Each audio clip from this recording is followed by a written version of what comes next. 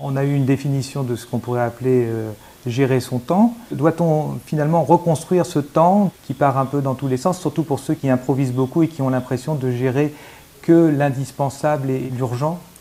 Alors, une première des choses, si l'on souhaite décider de changer la gestion de son temps, va être déjà d'identifier ce que l'on sait faire. Qu'est-ce qu'on fait exactement chaque jour, chaque minute? Par exemple, établir durant une semaine votre emploi du temps réel tel que vous l'avez effectué, ce qui va vous permettre d'identifier et de voir comment vous travaillez. À travers cette identification, vous allez pouvoir justement prendre conscience de tout ce que vous avez gaspillé comme temps durant ces journées ou cette semaine.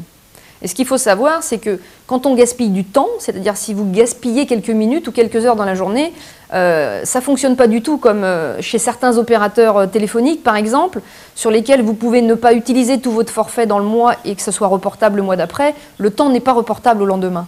Voilà, vous avez 86 400 secondes par jour, pas plus. Est-ce que le temps, s'il n'est pas élastique, il ne peut pas se fractionner et se confier à d'autres? J'entends par là que dans une entreprise, le chef d'entreprise n'est pas tout seul. Alors, on en a parlé tout à l'heure, les entreprises qui réussissent sont des entreprises avec des dirigeants qui gèrent bien leur temps, ce qui veut dire qu'ils savent bien déléguer.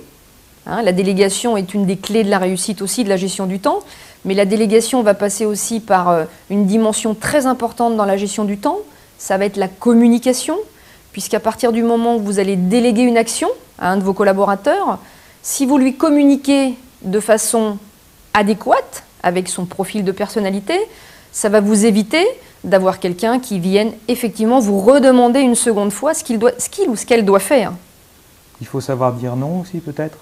Alors ça c'est très important. Alors ça c'est valable pour tout le monde dans l'entreprise, aussi bien pour l'entrepreneur que pour les collaborateurs. Et savoir dire non, même quelquefois à son patron, est très important puisque savoir gérer les urgences et les importances des uns et des autres est une priorité aujourd'hui. Donc c'est très très important de savoir dire non.